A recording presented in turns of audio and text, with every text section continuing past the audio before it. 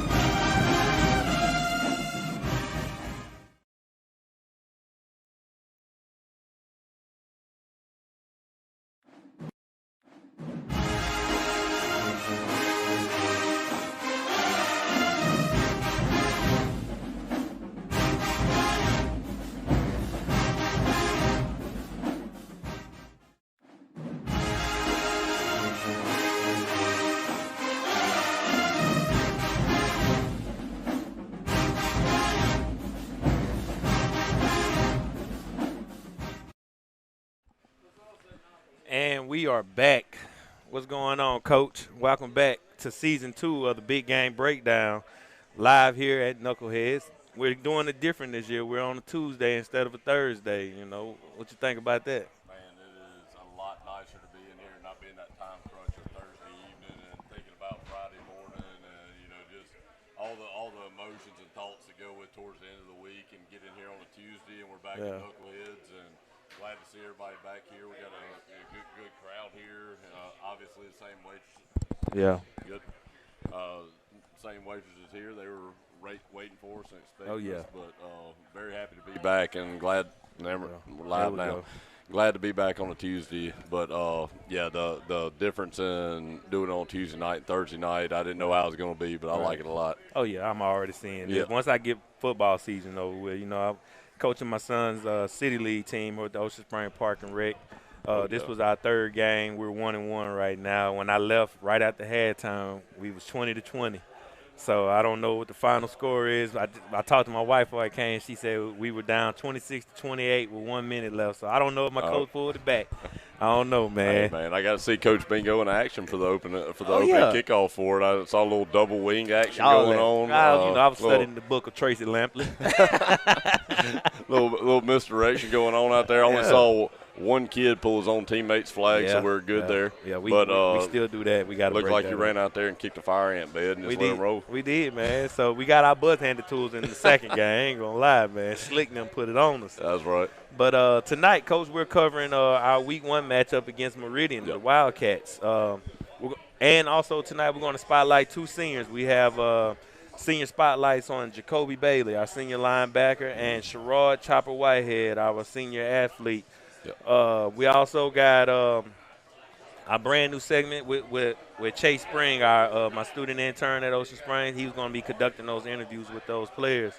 And we also supposed to have Coach Lampley coming through tonight, isn't he? Yeah, he's coming, but we said 7:30, so he can be by like 7:40. We got to buy a little time till he gets here, but no, he'll be here ready to roll in no time. We can get Brooke on him because Brooke going to make sure you're on time. You're on Brooke time. She doesn't play with that. But, no, like you said, Chase has been doing a great job with those players on the sideline. Yeah. You know, one, it's them talking to somebody their age. You kind of get a little bit more out of them. And I've listened in on some of them, and then you sending me some of those videos. You hear those guys say and open up a little bit differently than they do with adults, man. Just having those interns that you got on the sideline doing that stuff has been great. And then doing the senior spotlight this year and trying to get all those guys involved, no matter who it is, 2 or 3 a week, whatever it is, but, let those guys put their face on the program and the community get to see them, and it's been really good. Most definitely. We're finna get ready to go and kick in and go and get this thing started, man. We're going to get our first Coach's Corner of the 2025 season. Let's pay our sponsors You know, we got sponsors this year. Oh, how many we got? Oh, like 19 or 20. I don't know. Brooke said they still coming in, man. Hey, let them come in, man. Right. Let them come in. Yeah, so we're going to go pay our bill real quick and play this ad for our sponsors, and we're going to come back with Coach's Corner with Coach Bramlett.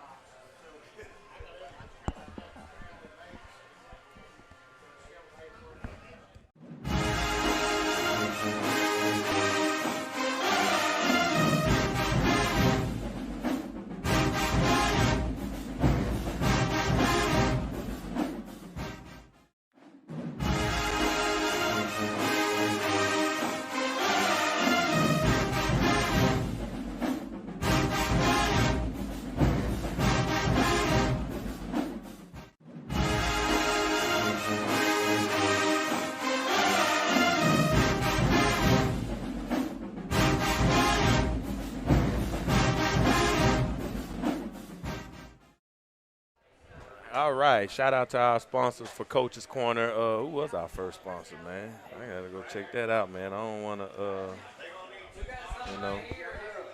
mess that up. We'll come back to them. We got them. This was week 1. They here with us, baby. We're gonna rock out. Hey, with everybody them. got to see them. Singing River, Connect. Yeah, that's the Singing River Connect. Oh yeah. I'm sorry about that, Singing River. We got you right, baby, going forward. All right, Coach, let's talk about the preseason. What stood out about this squad during fall camp the most? And it was kind of a carryover from what happened the second half of last year whenever, started out slow, caught some fire right there toward the end and, made a run. And then in the off season, it was almost a little bit like, usually you got the big transition of seniors going out of the locker room, starting fresh in the weight room. And we did have seniors going out, but it didn't feel like a whole football team left. It wasn't that feeling in December and January where you're sitting there looking like half your rack's empty and we're waiting on freshmen to come. It was a full football team getting ready for the next season, and that carried all the way through the off season. And that big credit to the senior, junior, and sophomore bunch with this coming up season of.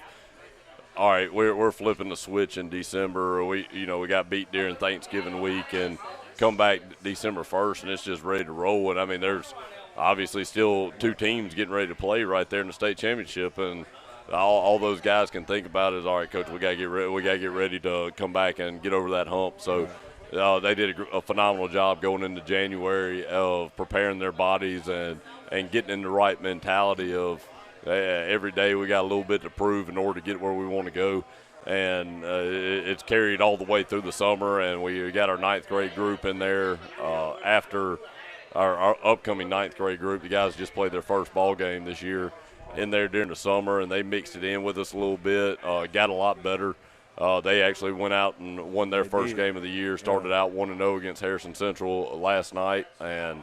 It's just been a very productive all season with as a one-track mind with these kids, I think. And, you always have a different mentality with your different teams. But this group's got a one-track mind. They're thinking about one thing. And, the senior group's been winning junior high championships and 9th grade championships. And they get to high school and they're winning region championships. And as what's that next thing? Well, the next thing is state championship. Got to get and you got to be the top dog to do that. And there's some phenomenal teams in the state of Mississippi, and you got to, one, you got to be really good. You got to execute at a phenomenal level, and then, you got to have a little luck on your side too. And I'm not oblivious to that, and nor should these guys be. You got to have some balls bounce your way every now and again, but these guys have done a great job preparing themselves, preparing their bodies. And then, now we're here, and that's what I told them right after practice today was all these things we've done since December, everything you've done since January, it was all built towards right now. Right. We put the pads on for last time until we played Meridian. So they're ready to roll. I'm ready to roll. The coach is ready to go. They're ready to hit somebody else. Coach Lamp just walked in. He's ready to roll too, baby. What's up, little Lamp? All right, so this team's been up early grinding. I saw y'all, and I was there with y'all. As Coach Carmen, he don't want to give me my props. Talking about I was on there one night. I came to more than one. Usually at least 2. Yeah, at least 2. All right.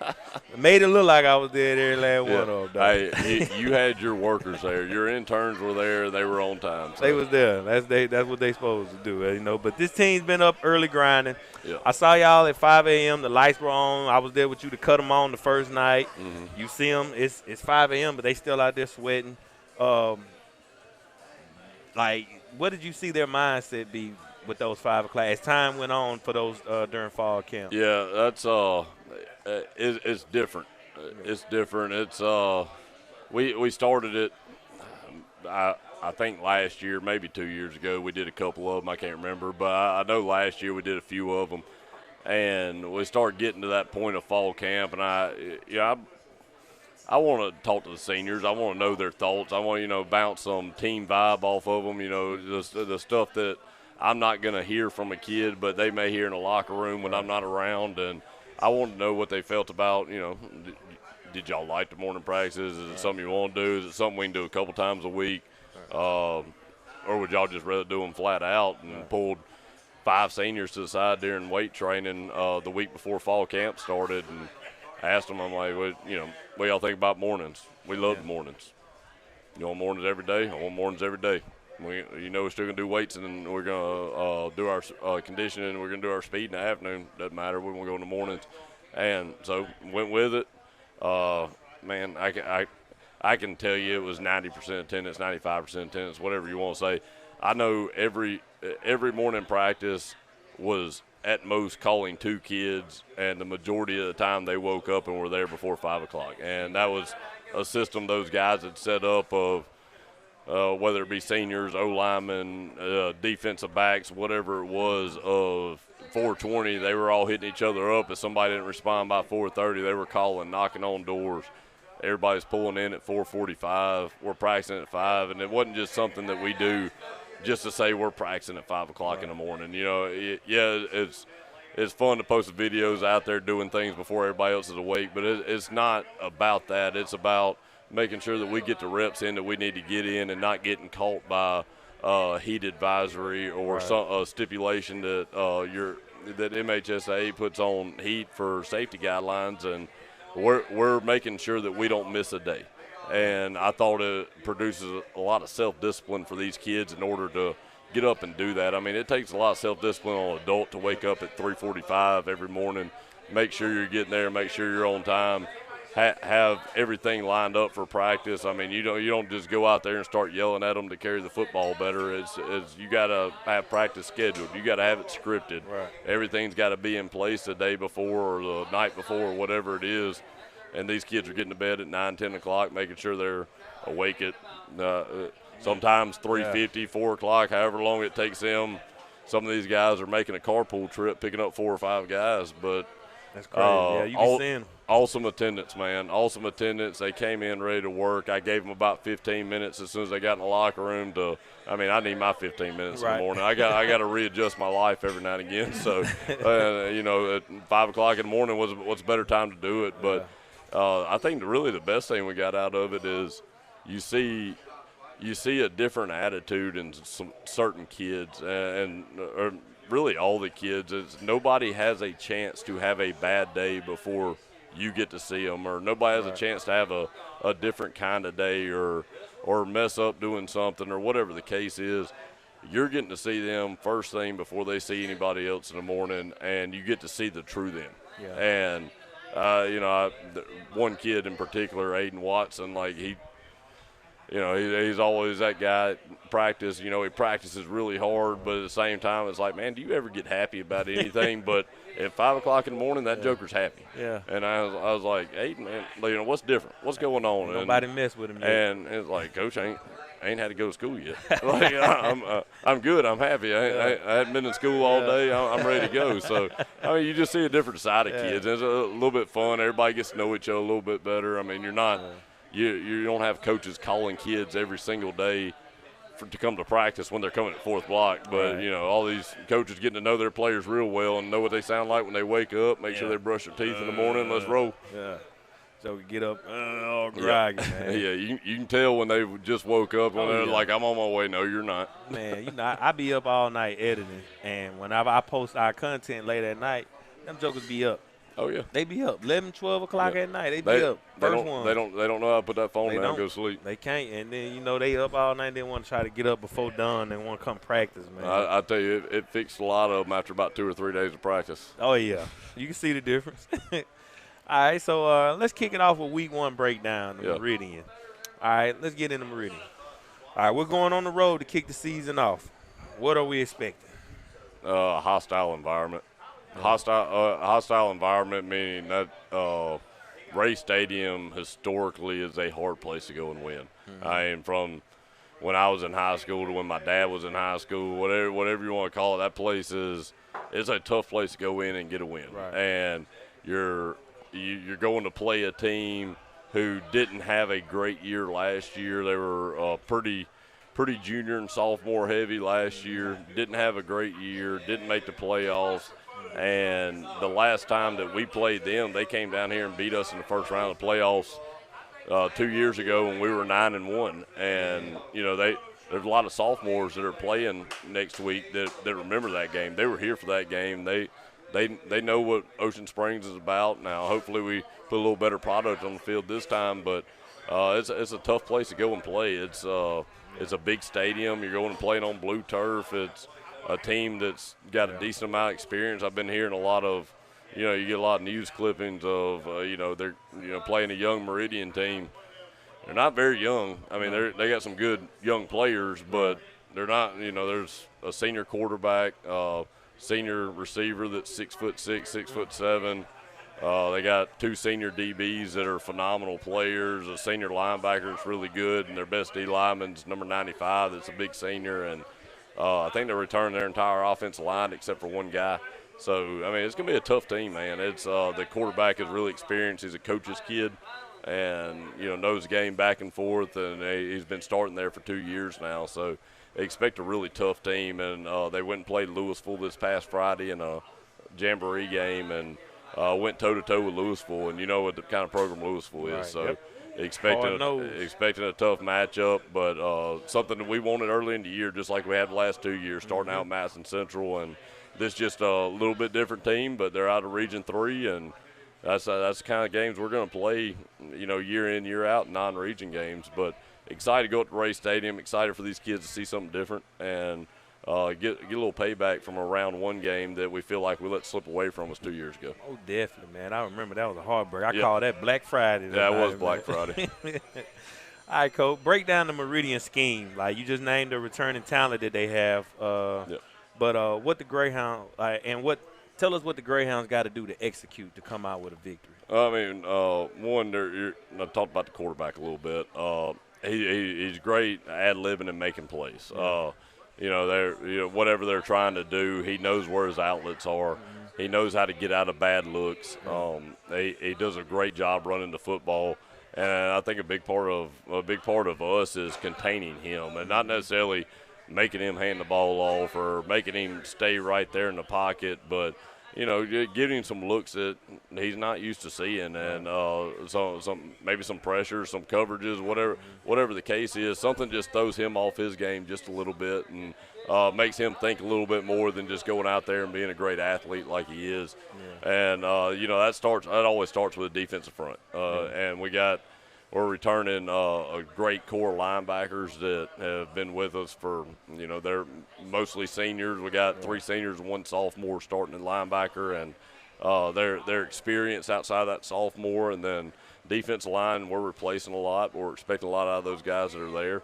So it all starts up front right there, presenting some different looks and some problems up front. And then the confusion comes in the back end with your pre-snap looks, and then offensively, it's run the football. Yeah. Run the football. We could not run the football against them 2 years ago, and that was an issue. And number 95, who was a starting defensive tackle, was there as a sophomore and playing 2 years ago, and he was a problem. Right. Number 21, the safety, and number 14, the corner, were all there playing as sophomores, and they were both a problem. 14 had 3 interceptions that game. Yeah. He's a phenomenal player, and But a big part of our game plan is we got to be able to come out there and establish a run, establish a new line of scrimmage, but very confident in our offensive line, tight ends, running backs, and quarterbacks of establishing the run game, and then open it up to do other things that we want to do in our offense. And, you know me as well as anybody, I like being balanced. Last year we weren't very balanced, but that was the hand we were dealt, and we played it. But this year we'd like to be a little more balanced, but high school football is establishing a line of scrimmage, and that's what we plan on doing. Oh, definitely. Give us 3 keys to victory for Friday night.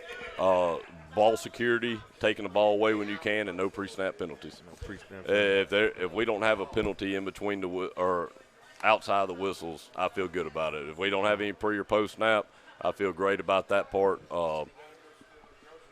Offensively, it's take care of the football. Defensively, it's take the football away, and that's a big key for us. Every first game of every year is those 3 things, and that's if you do those 3 in the first ball game, I feel like you win. Yeah. Now, obviously, you don't want to put your foot in your mouth and you do all 3 of those things and you still get beat anyway. But right. If you do those 3 things the first ball game, I feel good about it, and that's a lot of things that we talked about earlier whenever we did y'all's podcast here this summer was being clean going into week 1, being in midseason form, and that's not necessarily play calling or a receiver looking like that's what I meant by midseason form was being a clean football team. We're on and off the field on special teams. You're not getting any of those where you got 12 people out there, one trying to get off late. Be clean right there, and I feel pretty good about our options. Yeah. Who were some standout players from fall camp that you feel like going to contribute big this year that we don't really know? That you don't really know. I feel like we got most of these guys on the show before, but Ian Harlan has done a great job from December until now of developing himself and developing his game into being an elite slot receiver in this league. And I'm excited about what he's going to have to offer and his versatility and what he can do as far as this kid can line up at slot and do everything you ask of him, win on isolation routes, run your concept things, block really well.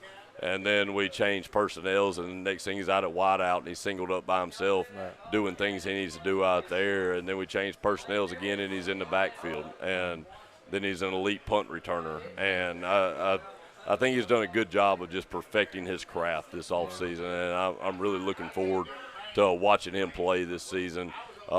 Defensively, and you're not going to see him early. He's banged up, but he will be back after 3 or 4 weeks as Cannon Lacoste. And he's a physical specimen. He's done some good things this offseason. Yeah, he's a physical specimen. He grew another inch, put on 30 pounds of muscle. He's probably 6'4", 250. We'll be playing defensive end for us before region play starts, and has just done great things with his body and his mentality to put himself in a position to try and fill BJ's shoes. Yeah. And, filling BJ's shoes. He said try, everybody. He said try. I said try. But filling BJ's shoes is a big role to step into. But, having a guy there with the physical capabilities of making you do different things because you're not going to run right at him. You're not going to sit back in the pocket for 4 seconds while he's on the field. And he's going to do great things this year. It's just we're going to have to wait a little bit longer to see it. We ain't going to see it on Thursday night. And then Lanny Waltman's done a fantastic job. He shows up every single day. He's got the same mentality, the same work ethic. He is 100% no matter what you're doing. If we're going through run game versus bags, he's a 40-yard sprint when he crosses the line of scrimmage, and it's one of those guys that you want to tell him, it's like, hey, save your legs a little bit. We got a lot of practice left to go, but you don't want to take it out of him too. He runs so hard. Man, that dude has done a great job this offseason. Another physical specimen. The last guy I want to mention is Ethan Horn on the offensive line, and he's, we talked about the 3 guys that are pretty much 3-year starters returning, and then Ethan had a ton of playing time last year, but it was that junior-senior flip that you get out of some kids that you didn't know how serious he was about the game until right after we lost that last one. Yeah. And it flipped, and that dude hasn't missed it today. He hasn't missed a rep in the weight room. Everybody else is over there, hammer curling 45 pounds. He's trying to pick up 100-pound dumbbells, and it's just as many reps he can do, as fast he can do them, and has done a phenomenal job on the offensive line, learning the scheme, mixing in with those dudes, and creating a mean streak that we didn't really know he had. Yeah, I was looking at him today. I was telling him in the video I did, he was getting his ankle tape. Yep. Didn't know why. Now we know. Yep. He's a dude, man. Yeah, he's a dude. He's a dude. What's the goals for this season? What you had the goals for your team this season? I mean, the ultimate goal is to win a state championship, and it's going to be that way year in, year out.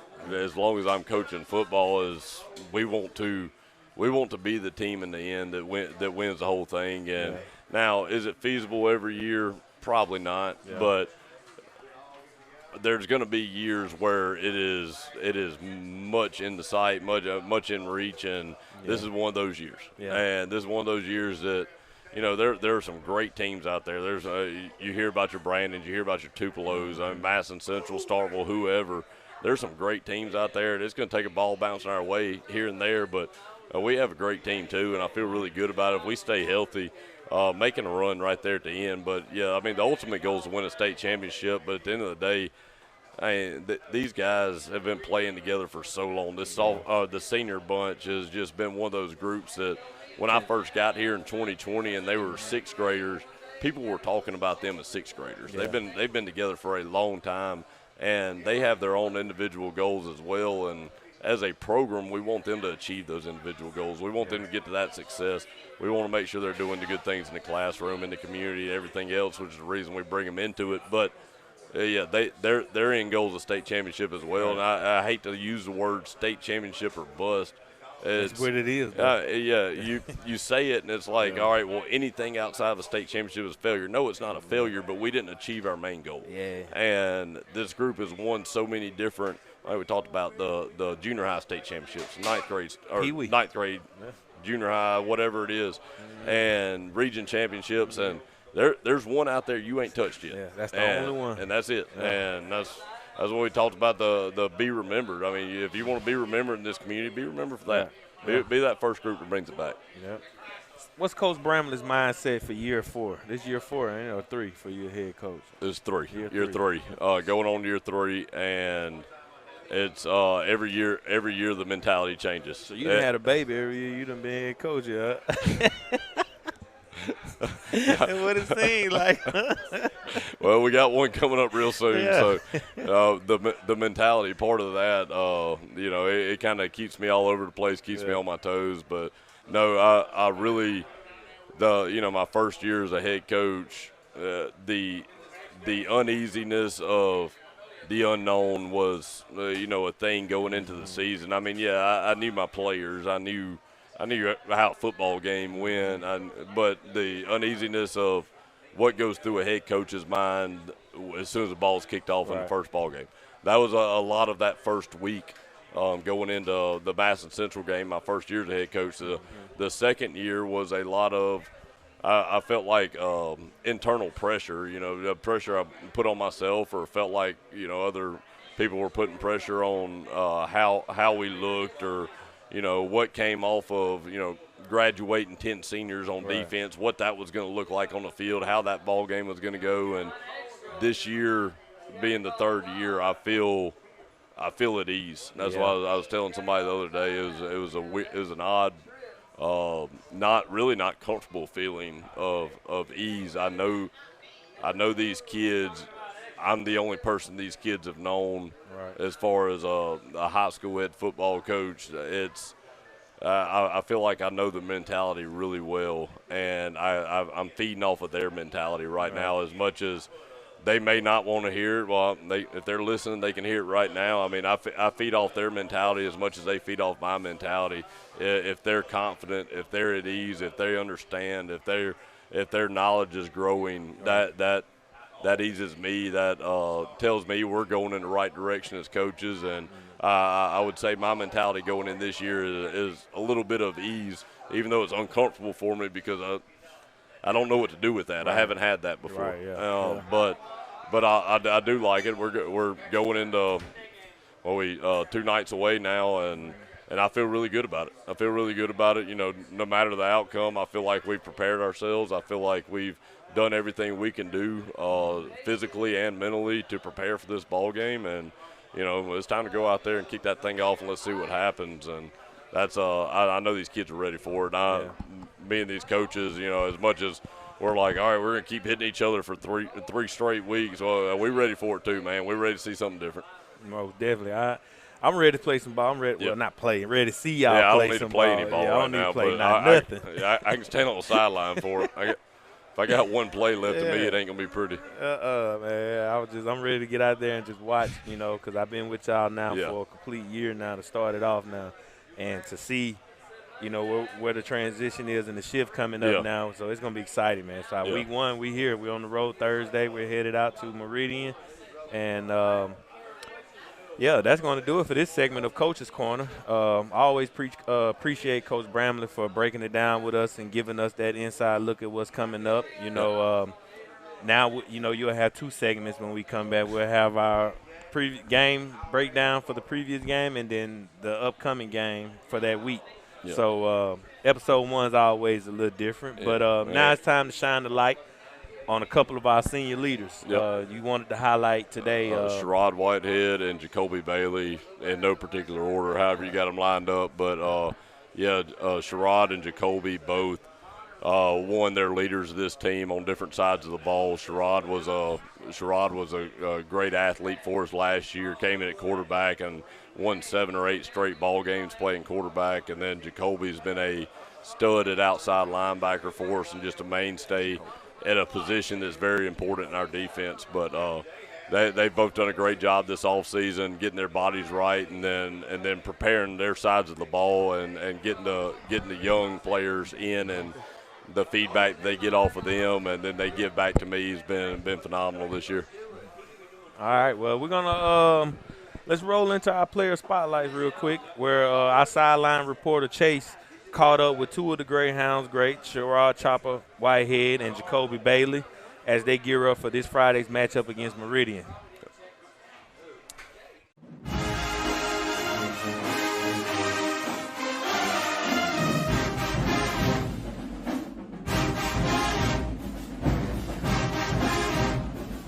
Trey spraying with Bingo Media here with senior linebacker Jacobly Bailey. Jacobly, this is your last week 1. What's the mindset in the locker room, mindset personally going into this week? My mindset personally is just win, but do my job, and make plays. And in the locker room, really just make sure everybody know what they got going, everybody know their keys, make sure you know who we keying on, especially who we keying on, and just playing football. This is your last year with the Greyhound, rocking the blue, rocking the white. What's the difference? I mean, it ain't really no difference. It's just my last year. Cause really every day, come out and step on this football field, play football with the people I love, growing up with them since maybe 4th grade, 2nd grade. But it's really just playing football with the same people every day. Okay. This matchup with Meridian, they're known for being physical. They're known for being sometimes unorthodox.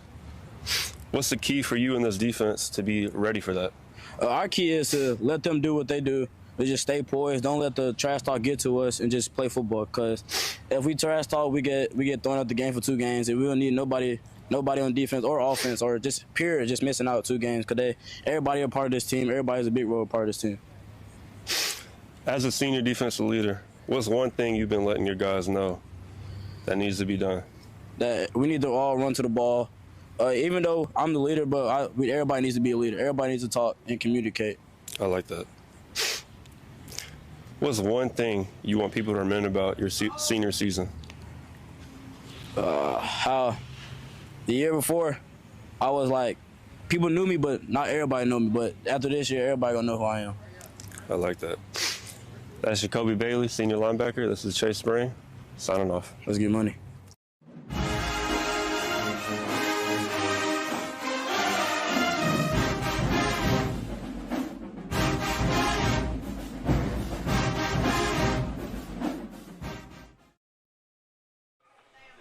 This is Chase Spring with Bingo Media. Today I'm with Sharroid Whitehead. Sharroid, let's talk about week 1. Playing Meridian, how you feeling about it? I'm feeling good. Feel like we're gonna go out there, handle business, first game of the year. Everybody ready to go, so we just gotta go out there handle business and get the win. What are you expecting to see from the offense this week? A lot of points, a lot of firepower going on. You know, a lot of scoring, a lot of knowing what to do, just a lot of everything. We got so many different ways to score the ball. You're just gonna see a little bit of everything. Okay. So going to Coach Bramlett. Coach Bramlett always talks about wanting to be 1-0 every week. Mm-hmm. How do you personally take that? It's the standard. We gotta tell you, it's the standard. It's the standard he praises. You know what I'm saying? You gotta go 1-0 in everything, and then eventually you're gonna be undefeated. You know, so if you take it day in, day out, one game at a time, and you keep going 1-0, you're gonna run out of the games, and you're gonna be the winner. Okay. So you've been having a strong fall camp. What area have you been trying to improve on the most? I know you just kind of switched to receiver. Yeah. Really just my mindset, you know. Just knowing everything and knowing what's going on, you know what I'm saying? Knowing, okay, why he called this or why we're doing this, just the mindset on everything. For fans who haven't seen you this year, fans who have never seen you, what kind of statement are you trying to show them for this week? Not just this week one, but this whole year. You gonna know who Sharroid Whitehead is, man. You gonna know who Choppa is, you know. Just come watch. Bring your popcorn. That's all I gotta say. Just bring your popcorn. That's Sharroid Whitehead, also known as Chop. This is Chase Spring. Back to you.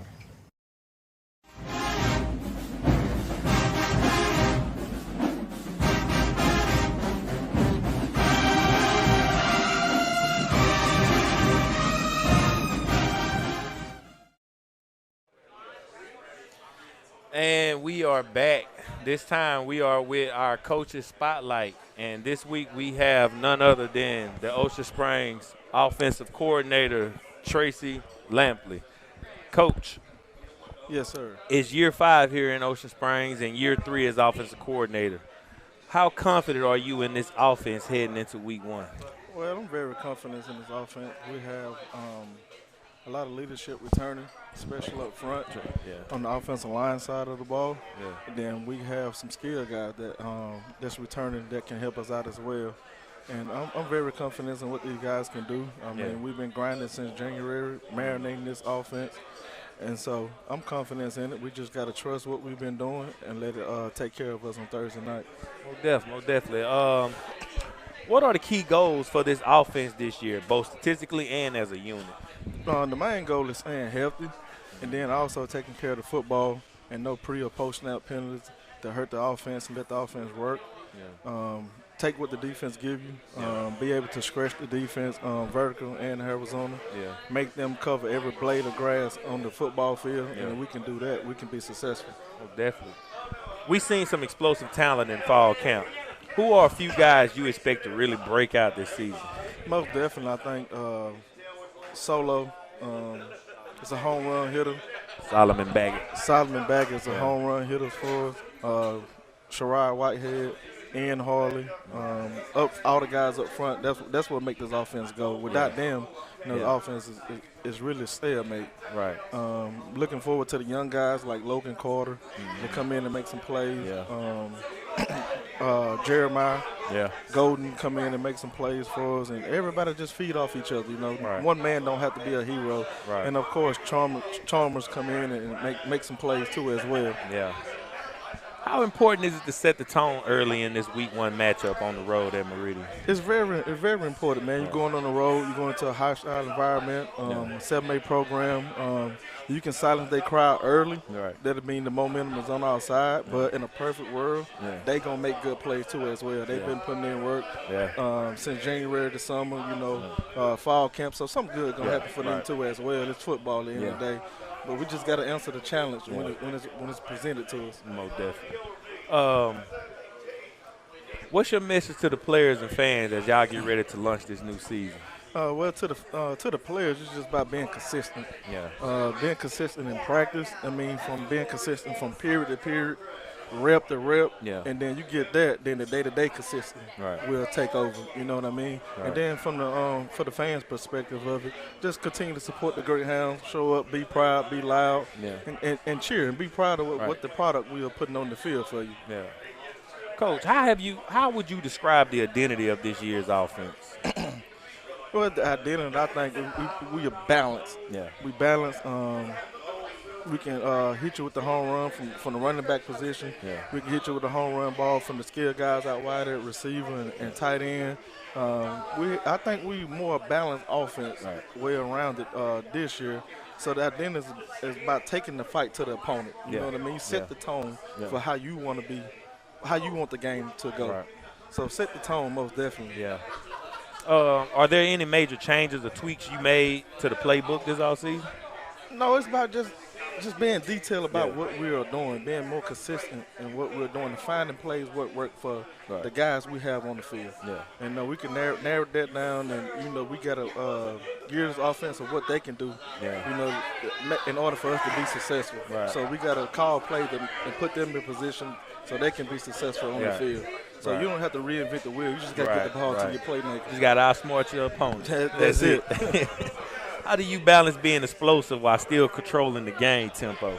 Basically, just take what the defense gives you, man. Yeah. Like I tell the quarterbacks, check downs equals first down. Right. First down equals touchdown. Yeah. So if we want to put a 15-play drive together, let's put a 15-play drive together. You we'll spit take that out there, boy. That sound good coming out. You know what I mean? So like I tell them, man, you hit the check down, then eventually the big plays are coming. Yeah. But we just got to take what the defense is giving us and capitalize on it. Yeah. Is this group more run heavy or pass heavy, or are you aiming to stay balanced? You said you balanced. I'm most definitely aiming to stay balanced, so that'll keep the defense on their toes. You know what I mean? Like I said earlier, making them cover every blade of grass on the football field, so we can be balanced. I think that plays into our hands, into our favor. Yeah. You can't load the box. You got to spread it about the outs, and if you take somebody out the box and give us a run box, then we got a running back now that can hurt you. You know what I mean? So I think being balanced is key. Yeah. All right. So what stands out to you about Meridian's defense? Well, the funny thing about it, those guys, the coaches up there, are like family to me. I ain't want to bring that up. I'm glad you did. We can indulge more in that now. We can. Those guys are like family to me. So I never went against the head coach, as a battle, but the DC. Which is his nephew. I had some battles with him when I was at Pedal. Yeah. So I have an idea of what he's going to do from the defense side of the ball. You know what I mean? So we prepare for it. We expect to see some man coverage. We expect to see some zone coverage. So we prepared. We got some hitters. You're going to exploit all that. We're going to try to exploit it all. You know, we got some answer for zone coverage. We got some answer for man coverage as well. And we got to be prepared for some pressure, too, you like to see. So we've been working on that as well. Yeah. How important is it for your offense to get going early on the road in a tough environment like Meridian? It's very important, man. I think offense, we need something good to happen early for us. Yeah. We can't hurt ourselves about having a false start or something like that. And like I said earlier, we got to get the ball to your playmakers, man. Let them control the game, you know what I mean? Yeah. Put them in position to be successful and allow the game to come to us. Yeah. And everybody just feed off each other. Don't try to turn nobody into no hero. Right. Just do what's asked of you. Yeah. Do you have any specific matchup or areas you looking to exploit? That front seven? Well, yes, we're gonna try to do that, and they give us some favorite matchup and man coverage. We got some guys that we like to take a shot with and stuff like that. And like I say, if they give us the run, we're gonna take the run. I think we can establish the run and be successful as well. If they try to take that away, then we can hit them with some passes and stuff like that we got dialed up as well. Most definitely. All right, so what's the offensive goal this week? Control the possessions or light up the scoreboard or both? Well, you want to do both. You know what I mean? You want to control the possession. You want to take care of the football. Again, we come back to that no pre or post snap penalties. Don't do nothing that's going to hurt this offense. You know what I mean? Don't try to be a hero. Right. Whatever you want to accomplish as an individual, don't do it at the expense of the team. Yeah. You know what I mean? Put the team first, and then the individual accolades will take care of itself. All right, so, I forgot to send it to my production guy, but I had footage of you when you was mic'd up coaching your quarterback. What is it like being coaching your young sophomore quarterback? Well, it's a challenge for me, too, because I never coached, quarterbacks before, so I wanted to step in a new element, in my coaching career. And being the OC, you got to oversee the whole offense, you know what I mean? And so I can give him some nuggets that, when I was back there running back, my playing day, and having to pick up protection, then I can dissect the defense just like that, and I can give him my knowledge as well. That'll make him be successful, make him play with confidence. And then, like I said earlier, get the ball to your athletes, you know what I mean? Trust them, you know, and be successful, man. You don't have to take the home run ball every time, you know what I mean? Throw it down to your athletes in space and let them do what they do. Definitely. Hayden, Chalmers Berglund is gonna have. He's gonna turn some necks. He's gonna make people turn. He's gonna turn people into believers this year that ain't already believing. Yes, but we got to take our time with it, man. You know what I mean? He's going to be a great football player for us. And like I said, we don't want to put him in harm's way and asking him to do too much. Right. Like I'm always telling him, you got a lot of good guys around you, all right? Get the ball to him. Yeah. You know, get the ball to you guys in space. Let them do their thing. And when you hit them with check down, eventually that defense is going to walk down. Yeah. Then you can take your home run ball right there. Right. Coach, I appreciate you coming on the show, man, for this week for our Coach's Spotlight. We look forward to riding up that road to Meridian this weekend. Hopefully you got some cousins that's going to have some deer meat in the freezer they want to send me back with, you know, or something, you know.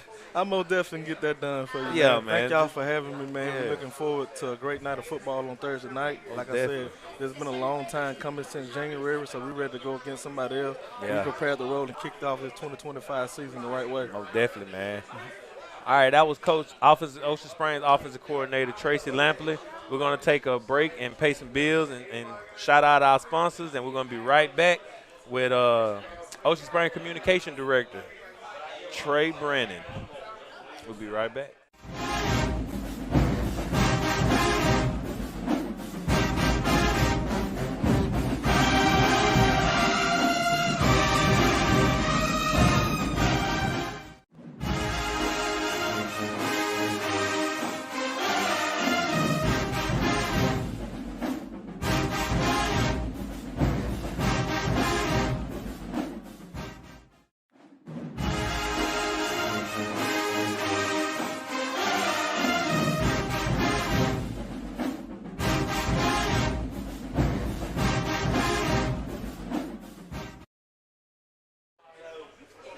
All right, we are now here with the great Ocean Springs School District Communication Director, Trey Brennon. All right, now we're bringing in Trey, whether it's promoting the student success or highlighting athletic achievements or building community pride, your voice is the one that's pushing the Greyhound culture through the district message and forward. Let's talk. One of many. One of many, right, right. So talk to us about your role. What does a communication director actually do for a school district? So I, in a typical day, oversee our social media, our mass communication, whether it be like during an emergency or just normal communication. Like here's, this week I'll be sending out an email reminding parents that we don't have school on Monday. Damn, I'm glad I told me. I didn't know that. Yeah, Labor Day. And I keep up with our website. I do a lot of our graphic design and our logos and stuff. So it's a little bit of everything, especially, because it's kind of it's a newer role to the district. It's only been around for 5 or 6 years now. So I kind of have a little bit of hand in everything, student handbooks, anything like that. Right. How important is it to promote not just the athletics, but all aspects of student achievements in Ocean Springs? Because there's a lot.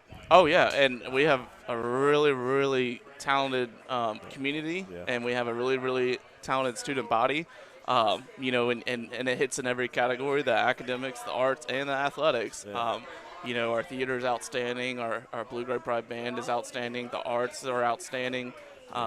We had an art student recently, had her work on display in the United States Capitol in D.C., which is pretty cool. And then the academics, of course, speak for themselves. The scores are in the top 10 of the state year after year. So we're excelling there. And then athletics, cross country is good for a state championship every other year, or every year really, and that's just one of many. We're always doing something, and so there's so much to brag about, and it makes it a lot easier that there's so much to brag about. Right. But it's important to get that out there to show the community. Here's the future of your community. Here's what they're up to. Here's what they're doing. It's in good hands. Right. So.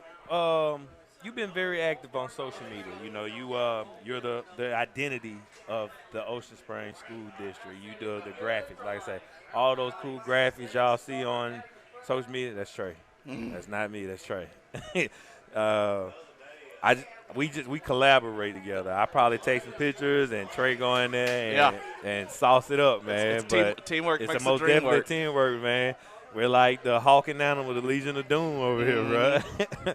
But what's your strategy when it comes to telling the Greyhound story? Consistency. Okay. So my big thing, and all of my coworkers will tell you this, that I'm all about branding, brand identity, and being consistent. So once, I know we have a look that we like and that looks good, and we push that, whether it's standardizing our logos and colors, which is something I started as soon as I took this job, to like all our graphics having kind of the same theme, each school year, kind of all follows the same uniform thing, and that's the biggest thing to me, because I feel like when you're consistent about your branding and your brand identity, it gives more credence to what you say, and it comes across way more reliable and way more trusted that way. Yeah. What are some of the big things happening across the district that you're excited to share with the community this year? Well, we are in the middle of adding on to both Pecan Park and Oak Park.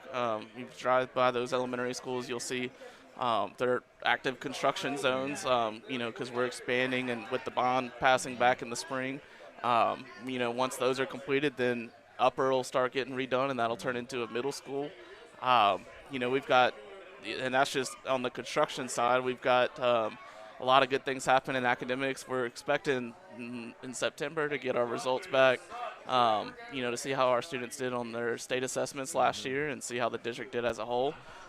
We've got some big shoes to fill, because, the previous 2 years we were ranked #1 in the state. Right. Yeah.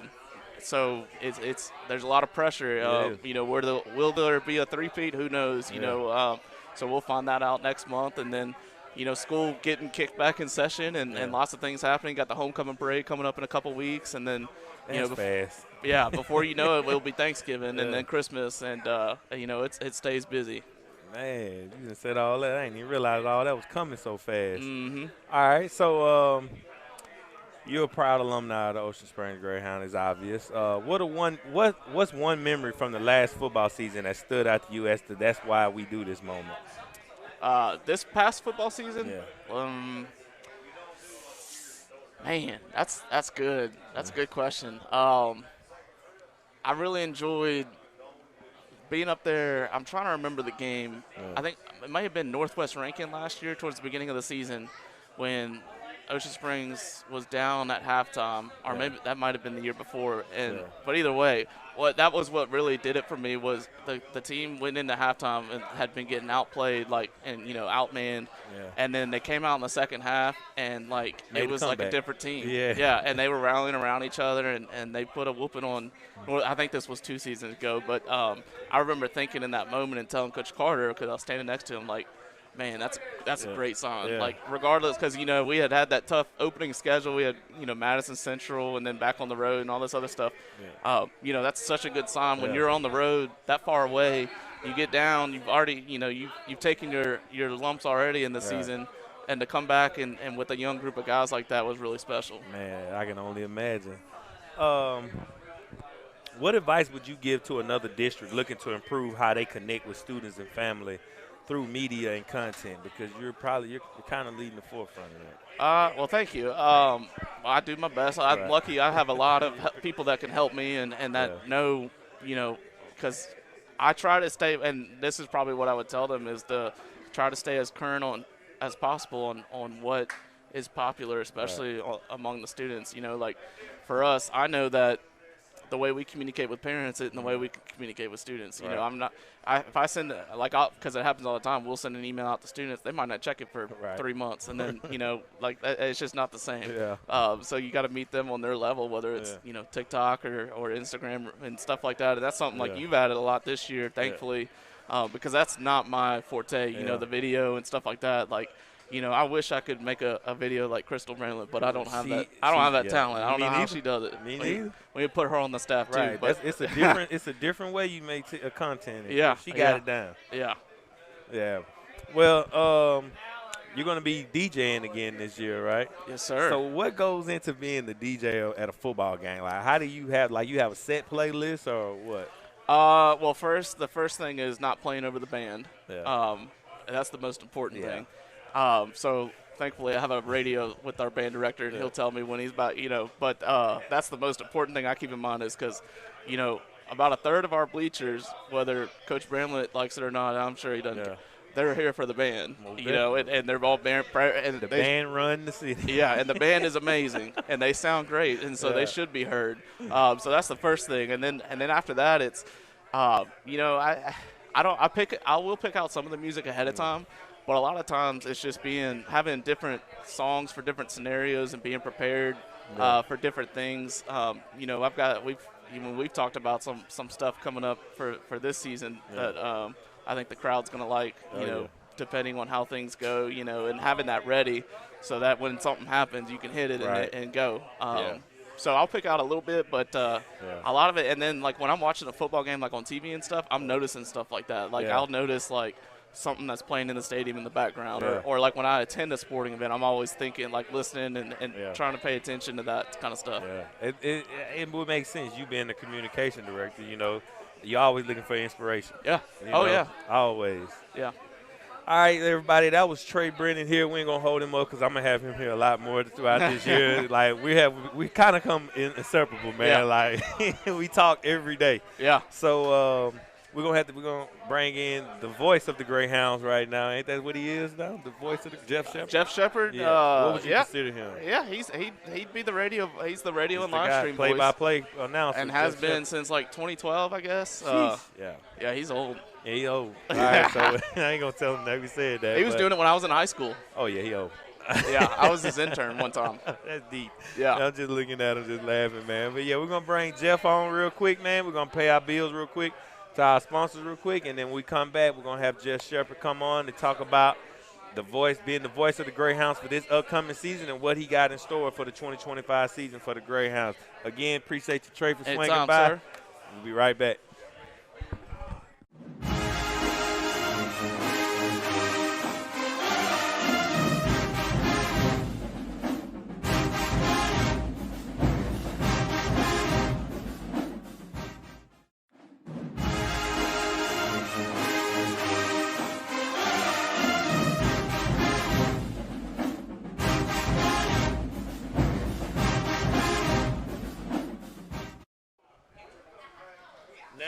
Oh, my bad. Now we're bringing in a voice you are definitely heard on Friday nights, whether you're in the stands or you tuned in from home.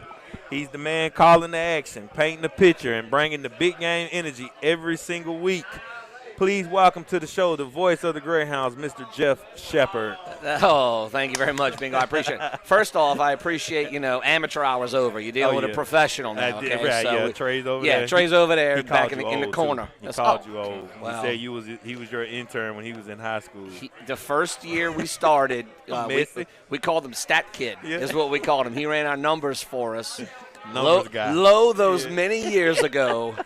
So, yeah, I had a whole lot more brown hair, and I was, 15 pounds lighter. But other than that, everything's the same, right? Oh, yeah. That's it, man. And if you watch any other Greyhound game, this is the voice that you hear on Friday nights. All right, Jeff, you've seen a lot of Greyhound football over the years. Yep. What makes this 2025 team special in your eyes? Have you got a chance to go and check them out any? A little bit, and I'm going to talk to Coach here in a moment. And about my third – look, I do a lot of stuff, ahead of time. You know the drill. Right. Control the things you can control, Facts, right? Because once the game starts, it's chaos. So I work out a lot of my pregame stuff and then the questions I want to ask Coach in the pregame interview. Yeah. And I think my third question is, okay, Jaden Ross, Sharroid Whitehead, Hayden Berglund, Ian Harlan. I mean, they got dudes that are mulling scholarships offers from, D1 schools and all over. It seems like there's more of them this year than we've had in recent years. It's a lot. Obviously Bray and, Alabama and all that stuff. But, they have Jaden heading to Mississippi State, Sharroid, who knows where he's going to wind up. I'm not sure. Open. I don't know if he's committed yet, but I know he's got the pick of the litter there. And Hayden and Southern Miss and, some of the other guys too. So, just looking at them, they're talented. Yeah. I think having Chalmers at quarterback allows you to keep the offense wide open with having Sharroid, in the slot or in the backfield or under center. Yeah. I mean, kind of that wildcat role. And so I just think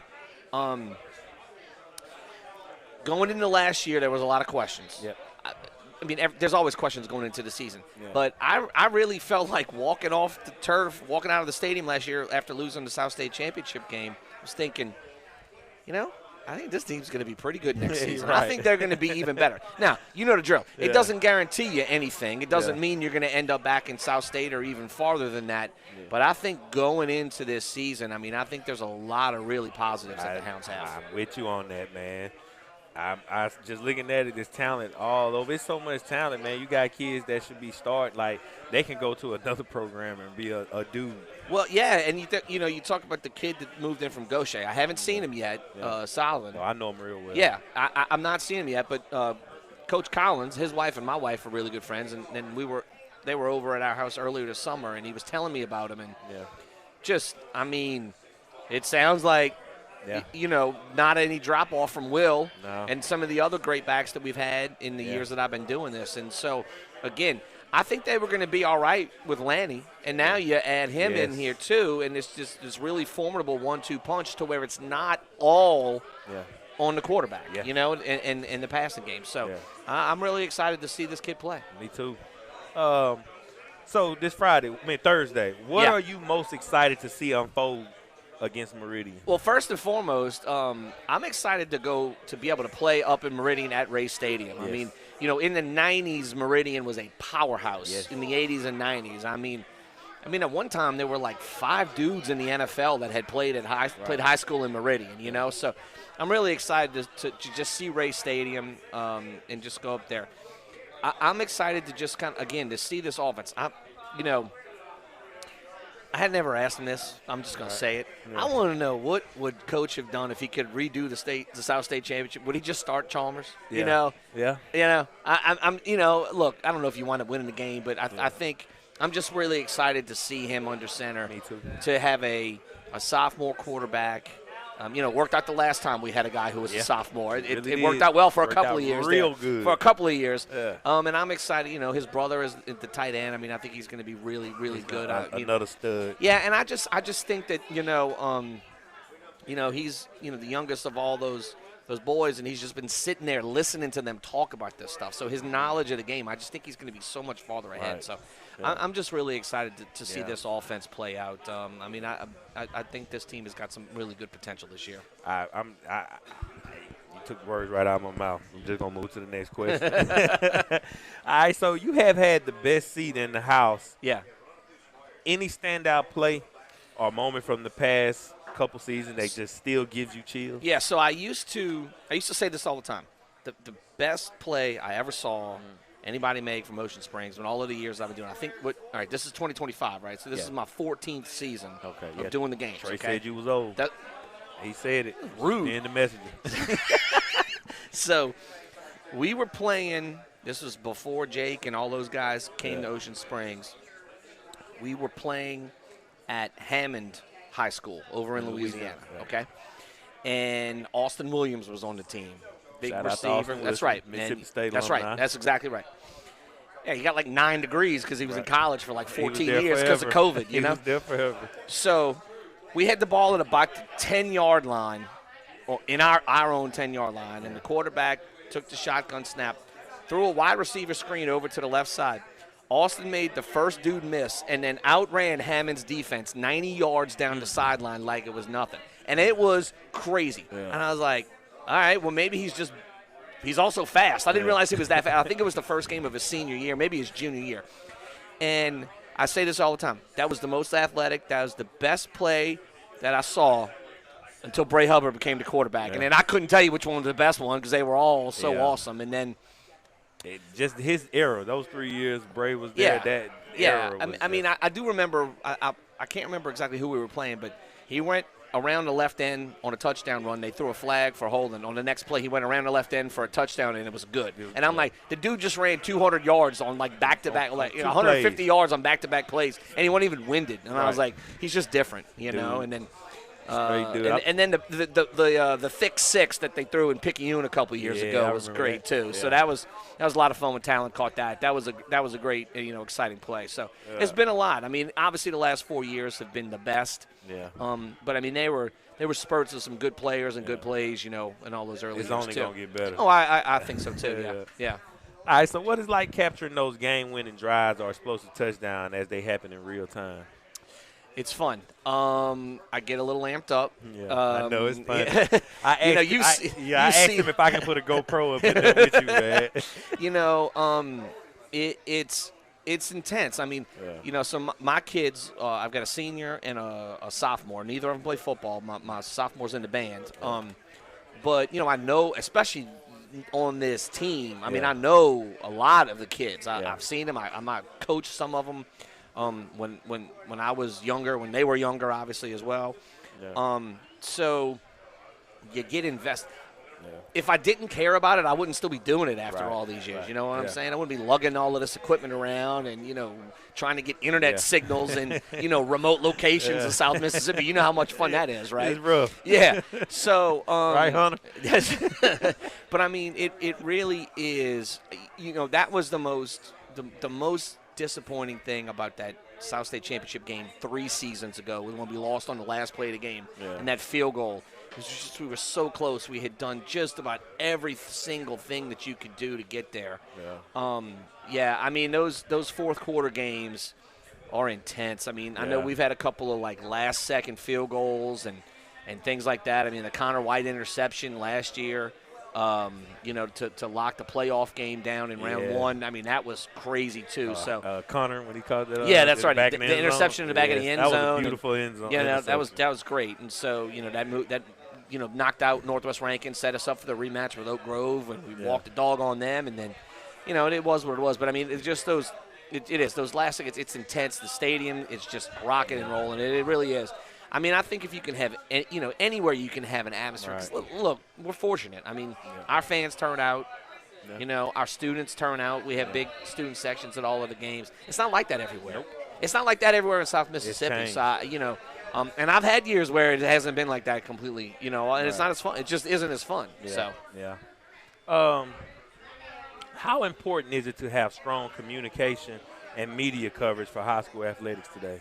I mean, it's an unprecedented era. I mean, the stuff that you guys do, the platform that these kids get that they didn't get back when I was in school back in the 1900s, it wasn't. I mean, every once in a while you'd end up, I grew up in the New Orleans area. Yeah. I mean, if Ed Daniels showed up at your game in Friday Night Lights, and you were going to be on Friday Night Lights, it was like, man, everybody in South Louisiana is going to see you do something, And LOX and XXV, they do a good job of getting out on the Friday nights and covering those things and doing that. But it's all that's extra attention and extra, publicity that the kids can get now on social media, for good or bad. Right. I mean, you could argue it both ways, Yeah.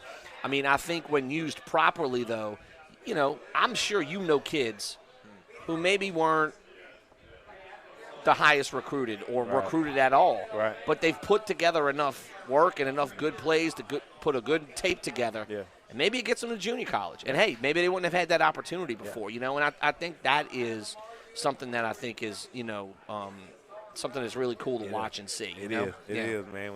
When a kid say, hey, man, a recruiter said they seen your footage that you posted, man, and they went and made them go look at my huddle or stuff like that, man. That's what I do. That's right. That's right. I mean, just to be able to, if that kid gets an opportunity to go to the next level, and I'll tell you this, as a parent of people who are about to be going to that next level, right? And you got free tuition for my kid, I'd be like, hey, bingo, I'm gonna buy you a hamburger. You know what I'm saying? What? I know that's real, man. That's right. All right. So, in our final thought, Coach. You've been a big part of this program growth.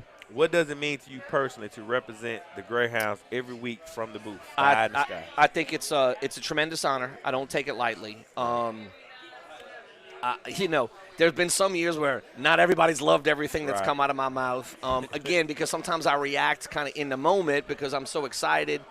And, I want them, I want the players to win. I want them to perform well. And, look, at the end of the day, you got to always remind yourself, they're just high school athletes. Right. I mean, they're kids. Yeah, I mean, the freshmen, are 14 or 15 years old. And so, but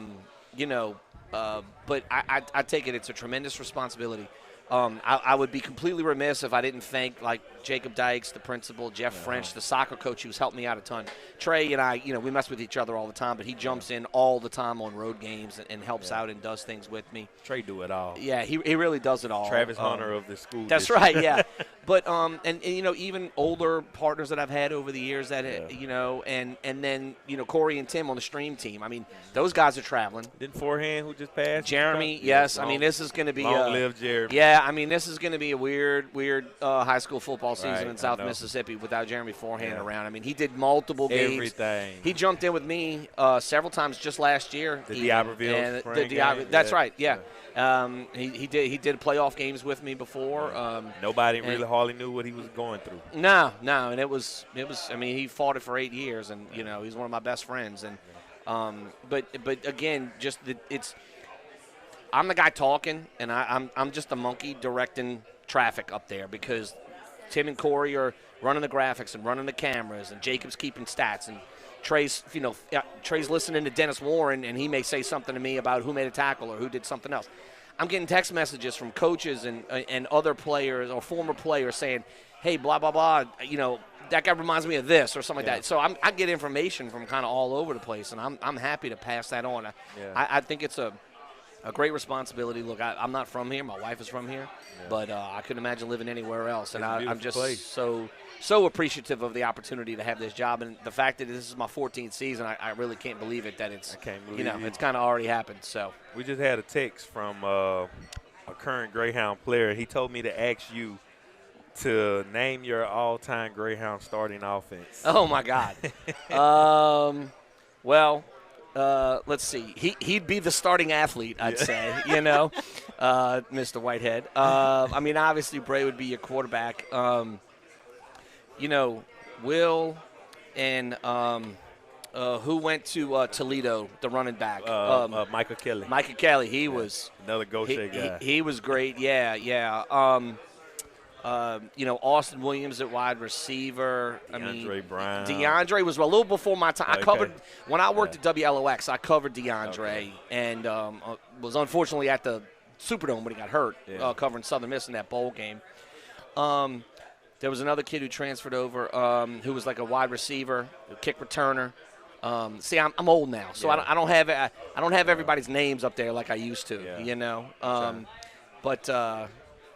They've been some really good ones. I mean, and even a bunch of offensive linemen who've gone on and played. That was so. The thing that has happened, and I know we're getting close to the end here, but the thing that Sharroid needs to understand is they didn't always look like Jaden Ross. No. The offensive linemen they did not. They looked like me, and that was like not good, And so. And Dito last year was another big one. That's right. I mean, those guys were huge. That's right.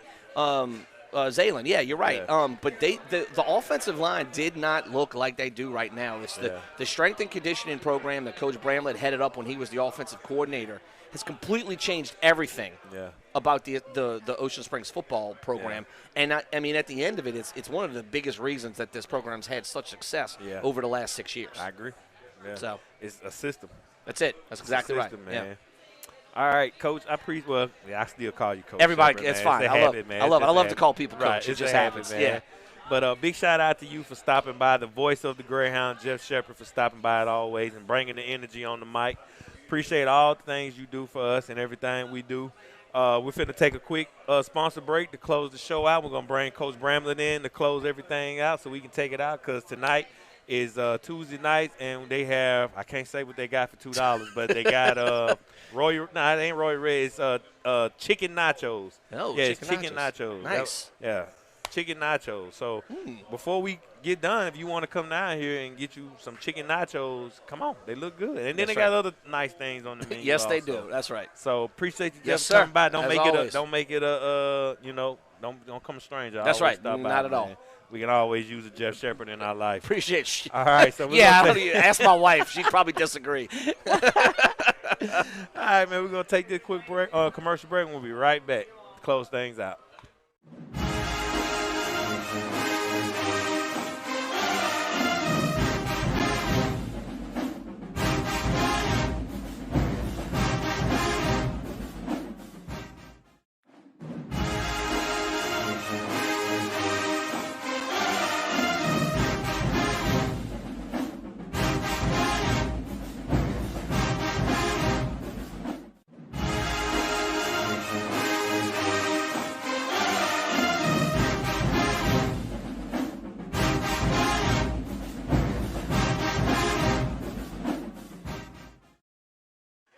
right, Coach, that's going to do it for this week's Big Game Breakdown. Fall camp is in the books. Week 1 is locked in, and the time to hit the road and handle business in Meridian.